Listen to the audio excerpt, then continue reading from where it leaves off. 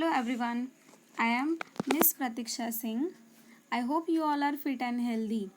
Welcome to our first video of semester 3. I have made this video for SYBSc physics students. So as you all know that we have 3 papers of physics and from today we will start our physics paper 1. So name of physics paper 1 is mechanics and thermodynamics. Now what is meant by mechanics? Mechanics is all about the area of physics which is concerned with the motion of physical objects, and more specifically it studies the relationship among force, matter and motion. Yes, mechanics is all about force, matter and motion. And what is thermodynamics? Thermodynamics is the branch of physics which deals with the work, heat and temperature. Means it just a branch which studies only about work, heat, temperature and relationship with the energy, radiation and physical properties of matter. So our physics paper 1 is consist of mechanics and thermodynamics. So in this paper we have 3 units to study, and first unit is all about mechanics and second and third units are all about thermodynamics. So in this lecture we will start our unit 1. So our unit 1 is consist of 3 lessons. The first lesson is compound pendulum. In this lesson we will study the examples of compound pendulum, which objects are on the based of the concept of compound pendulum. Then what is meant by reversible compound pendulum, experimental setup of Ketter's reversible pendulum and a relative study of compound pendulum as well as simple pendulum. So these all topics we will be study in first lesson. In second lesson, that is center of mass, we will study all about motion of center of mass and some terms related to linear momentum as well as angular momentum. Means linear momentum of particle and system of particles, sometimes center of mass coordinate, then conservational law of linear momentum, then some application of linear momentum, and same terms regarding to angular momentum also we will study in this lesson. And in third lesson, that is oscillations, we will study simple harmonic oscillator and some relationship between simple harmonic motion and uniform circular motion. Also we will see two body oscillations, then damped harmonic motion, forced oscillations and resonance. So these all topics we will cover in third lesson. So let us begin with the first lesson, that is compound pendulum. So before starting, first I would like to tell you what are the learning outcomes of the first lesson. After studying this lesson, you will come to know what actually compound pendulum is, what is the definition of compound pendulum, and which objects are on the base of concept of compound pendulum. So that these topics you will come to know from first point, that is introduction to compound pendulum. Then second point is expression for its period. We will see what is the period of oscillation of compound pendulum and what is the formula to calculate the time period of one complete oscillation of compound pendulum. Then we will see what is the reversible compound pendulum and the example of reversible compound pendulum, that is Ketter's reversible pendulum. So we will see experimental procedure and experimental setup of Ketter's compound pendulum. And lastly, we will study relative relationship, or we can say difference of simple pendulum and compound pendulum. So these are some learning outcomes of first lesson. Now let us begin with compound pendulum. Now the compound pendulum has another name, physical pendulum. means it is similar to each other. Compound pendulum is also known as physical pendulum. If you see in picture, you will come to know how compound pendulum actually work, or we can say this is the best example of compound pendulum, that is merry-go-round, which is the favorite riding place of kids. Yes, merry-go-round is, it is a machine with model of horses or sometime cars on which kids can ride for amusement. Yes, so if you see here in this merry-go-round, there is a one fixed point, or we can say this is a frictionless pivot. Yes, this is a frictionless pivot where an imaginary horizontal axis is there. Yes, and all these objects, sometime horse or cars or any other rods, these are revolving around that horizontal axis. Okay, so this is all about the concept of compound pendulum. If you see here, there is a fixed point where a string is tied, and at the another end of the string there is a bob which is tied to this string, and this is the equilibrium position of this bob, means it was in rest position, and after giving some push towards any direction, this bob will continue to revolving, or we can say it will starts to oscillate around this imaginary axis. So how, this is how merry-go-round is also played. So if you see the definition of compound pendulum, it has an extended mass. Yes, this is an extended mass like bob, or these are some horses or cars.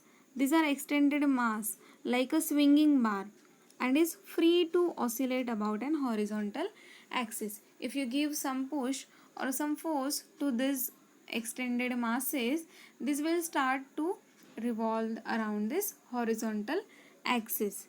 Okay, so this is all about the basic concept of compound pendulum. So if we go towards the actual definition of compound pendulum, so see here, when rigid body is suspended vertically and it oscillates with small amplitude under the action of force of gravity, then the body is known as compound pendulum. This is the actual, or we can say scientific definition of compound pendulum. Yes, when a rigid body is suspended vertically. Suppose there is a rigid body of any shape. Okay, there is no particular shape of this rigid body. It's suspended vertically at the some point of suspension. This is the point of suspension which is denoted by O, and here the body is fixed at this point. So we can call it as pivot as well. So this body is suspended vertically at this point, and now it oscillates with the small amplitude. If you give the small push to this body, it will start oscillating with small amplitude under the action of force of gravity. Then such a bodies are called as compound pendulum. Okay, so which are the terms involved in compound pendulum or compound pendulum is depends on these following terms, these four terms. First is mass, small m, that is mass of pendulum, which is measured in terms of gram or sometime kilogram. Then second is weight, weight of the pendulum, which is measured in newtons, that is m into g. M is mass of pendulum and g is gravitational acceleration, where you know the value of g, that is 9.8 meter per second square. Now what is kg? Kg is the radius of gyration about an axis through the center of gravity g. Kg, if you see here, this is the center of gravity where whole mass of the body is concentrated. This is called as center of gravity, and the radius of this point to the middle point is called as radius of gyration. We will see what is radius of gyration in detail in next slide. Till then, see what is h. H is the distance of point of suspension O from the center of gravity G of the body. Yes, what is h? H is the distance which is measured in meters or sometimes kilometers. So this distance from O is what? O is point of suspension where body is fixed. Okay, point of suspension. And G, what is G? G is the center of gravity. So distance between O and G is denoted by H. So these are some terms which are involved in compound pendulum. And as is theta, theta is also a very important factor of compound pendulum. This is the angle by which this body is oscillating around the horizontal axis. Let us see what is the period of oscillation of compound pendulum. This is the formula for calculating time period of one oscillation, that is T is equal to 2 pi under root L square plus K square upon GL. So if you see diagram, you will come to know what are these terms in this formula. See here, this is the frictionless pivot, means a string is fixed at this point and there is a massive bob which is connected at the another end of the string. This is equilibrium position where this bob was in rest position. Now if you give some push to this bob, it will start oscillating, or we can say it will start revolving around this horizontal axis, okay, with the angle theta. Now if you see the terms which are involved in this, the first and most important term is time period. So what is time period? From this equilibrium position, when bob starts revolving, so it will start revolving from this equilibrium position, and again by completing one revolution it will come to this position. That one complete revolution is called as oscillation of this bob. So time required to complete one oscillation is called as period of oscillation of compound pendulum. Okay, I am repeating, time required to complete one revolution, or we can say one complete oscillation, that time we called as period of oscillation of this compound pendulum. The time is measured in terms of second or sometime minutes. So formula for calculating that time period is 2 pi under root L square plus K square upon GL. Now you know pi, the value of pi is always constant, that is 3.142, and in under root there is L square plus K square. So what is L? See, L is the length of pendulum, means the length of this string is the length of pendulum, that is value of L, which is measured in sometimes centimeter or in meters as well. Then second K. K is radius of gyration. We will see what is the radius of gyration in next slide. Then T. T is period of oscillations, which is measured in terms of seconds and or sometimes in minutes. And G is the gravitational acceleration. So as I told earlier that the value of G is 9.8 meter per second square. Okay, so these four terms which are important for calculating time period of one complete oscillation. If you see here, the quantity, that is L square plus K square upon L, this quantity, just ignoring G, this all quantity is called as equivalent length of simple pendulum. Now how it is equivalent to simple pendulum? If you see, you have learned in 10th or 11th standard the time period of simple pendulum. the formula for time period of one oscillation of simple pendulum is T is equal to 2 pi under root L upon G. There is just only L upon G, and these terms are same for a simple pendulum. And in compound pendulum, rather than L, here we have L square plus K square upon L.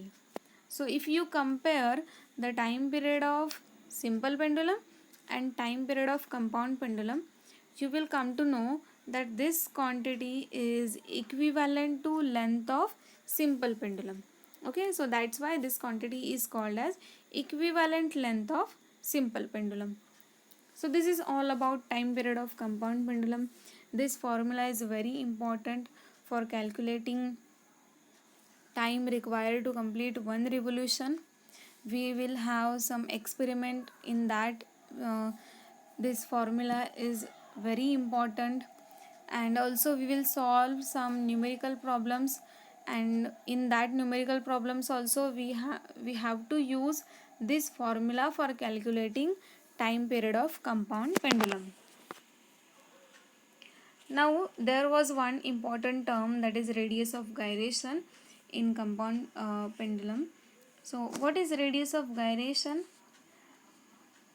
Before watching the definition, we will see this example. Here a table fan is there.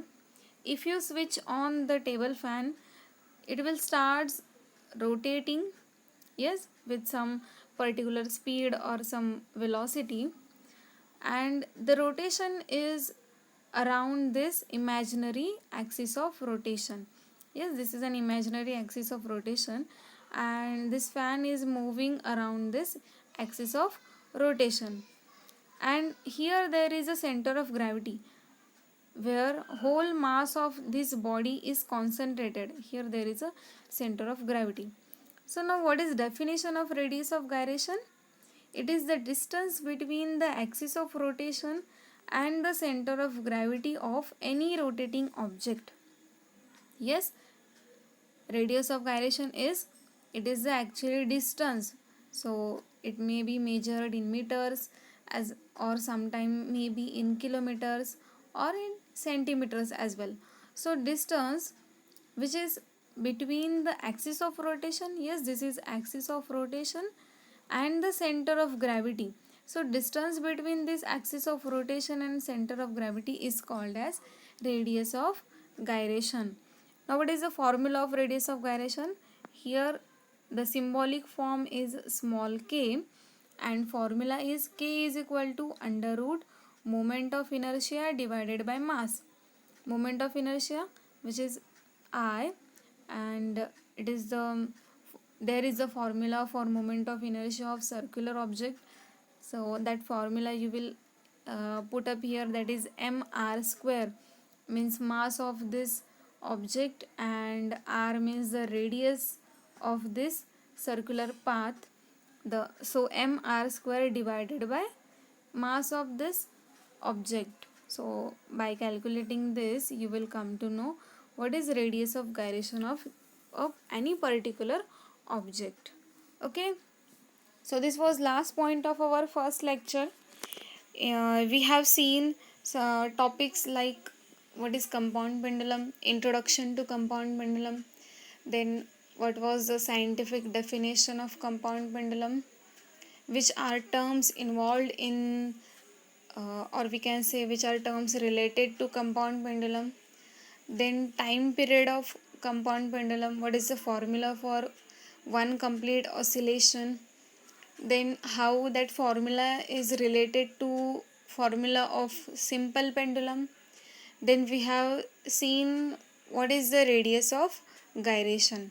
Okay, so write these all topics on your notebook, revise it, and for further topics we will meet soon in next video lecture. Till then, thank you and bye bye.